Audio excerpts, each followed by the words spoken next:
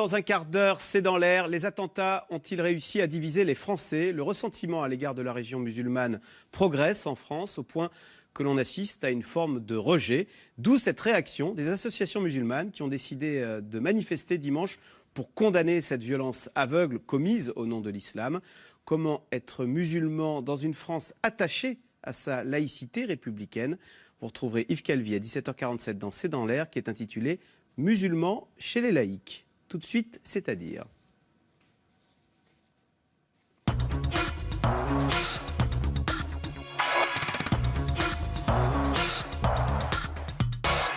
Bernard Vivier, bonsoir. Vous êtes directeur de l'Institut supérieur du travail. Alors, c'est un incroyable revirement. Ce matin, tous les journaux titrés, et même à la mi-journée encore, Le Monde a titré « Le gouvernement décide l'interdiction de la manifestation qui était prévue demain contre la loi travail ». Et puis alors, à la mi-journée, revirement à 180 degrés, finalement, le gouvernement autorise cette manifestation qui aura lieu demain contre la loi travail.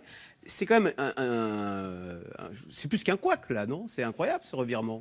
C'est une crispation sur un couac, ou c'est un couac sur une crispation. Parce qu'en fait, cette manifestation va avoir lieu, mais elle ne va pas défiler. C'est une invention nouvelle, c'est tout neuf, ça vient de sortir. Alors, ils ne sont pas statiques, les manifestants, ils vont faire une petite boucle de 1,6 km autour de la Bastille. Exactement, autour du bassin de l'Arsenal, voilà. Ça va être un défilé statique, c'est une nouveauté. Ah bon. Voilà. Pourquoi est-ce que finalement le gouvernement a autorisé cette manifestation? C'est parce que les syndicats disaient de toute façon on va manifester et que le gouvernement se voyait mal mettre les menottes à Jean-Claude Mailly et à Philippe Martinez en disant elle est illégale cette manifestation? Oui, bien sûr.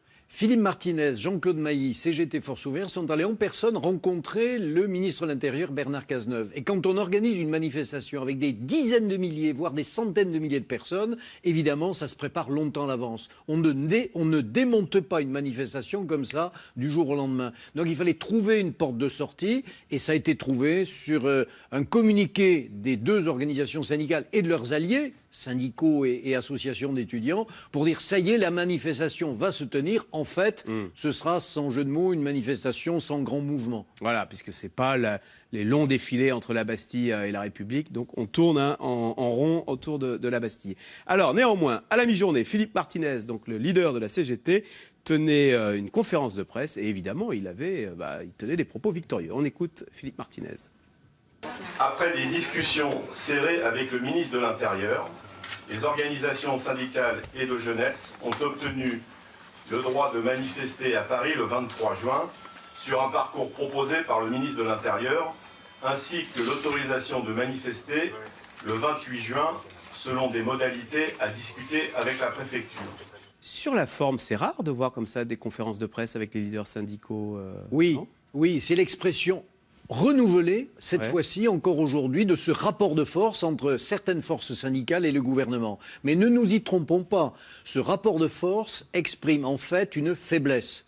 Faiblesse du gouvernement, faiblesse des organisations syndicales.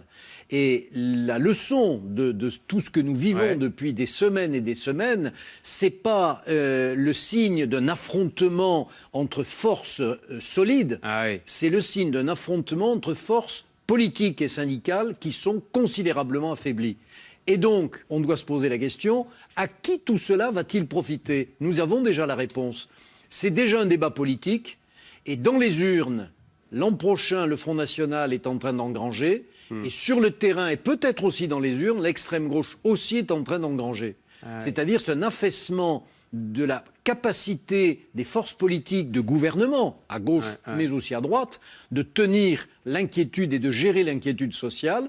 Elle s'exprime aujourd'hui à travers la CGT, Force ouvrière, et le débat n'est plus la loi El Khomri. Le débat, il est déjà depuis longtemps, le débat sur la lourdeur et l'inquiétude sociale sur fond de chômage. D'accord. Donc vous dites, ils ne sont pas en train de montrer leurs muscles, en fait, paradoxalement, ils sont en train de montrer leur faiblesse, aussi bien la CGT que le gouvernement, pour Manuel Valls quand même, qui voulait faire preuve d'autorité. On sent bien que c'était lui qui voulait interdire cette manifestation. C'est un aveu d'échec. D'ailleurs, les syndicats disent maintenant, on ne veut même plus parler à Manuel Valls, on veut parler au président. Oui. Il ne joue pas son poste sur cette affaire. Alors, il joue son poste, bien évidemment. C'est la raison pour laquelle il ne peut pas céder. Et puis, il ne peut pas céder parce qu'il désavouerait toutes les forces patronales, syndicales. La CFDT. La CFDT, la CFTC, la CFE-CGC, l'UNSA, le MEDEF, qui ont construit avec lui un texte. Et donc, il ne peut pas céder, c'est évident. Et par contre, il a pu confondre fermeté, fermeture. Et il a voulu être ferme. Il a en fait fermé le débat, fermé le dialogue. C'est son péché originel depuis le début de l'opération. Voilà. Mais quand vous dites qu'il ne peut pas céder, c'est-à-dire que la loi El Khomri, elle passera en l'état, et en fait le gouvernement va jouer, François Hollande va jouer le pourrissement en se disant, dans 2 semaines, les grandes vacances commencent.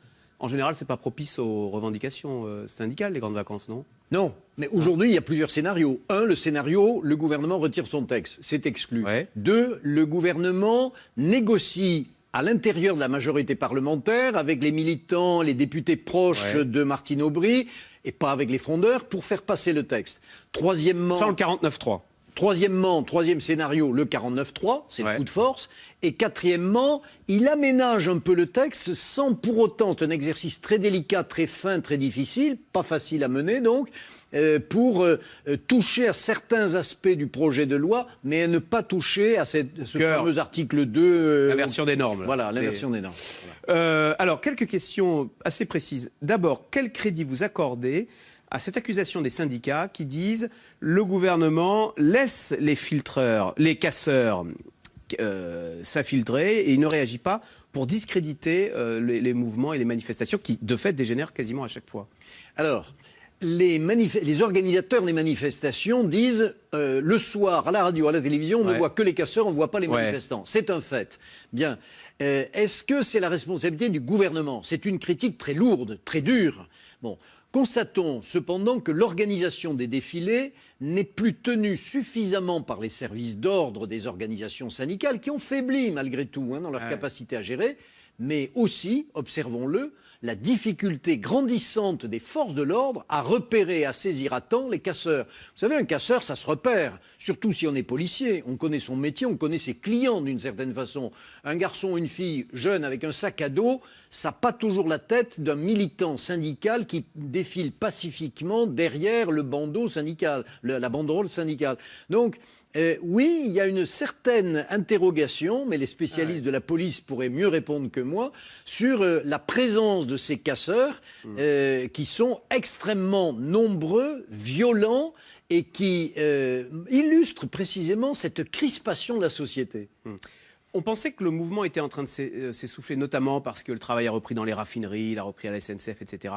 On s'aperçoit qu'il va y avoir une double manifestation, le 23 et le 28. D'ailleurs, demain, du coup, il y aura beaucoup de monde parce que on a fait le buzz autour de cette manifestation de demain, là. Il y a même les ONG type Amnesty International qui ont dit « Ah bah il faut y aller, ne serait-ce que pour défendre le droit de manifester ». Il y aura beaucoup de monde demain ? Il peut y avoir beaucoup de monde par un élargissement, comme vous venez de le suggérer, ou de le souligner, par un élargissement du combat des participants.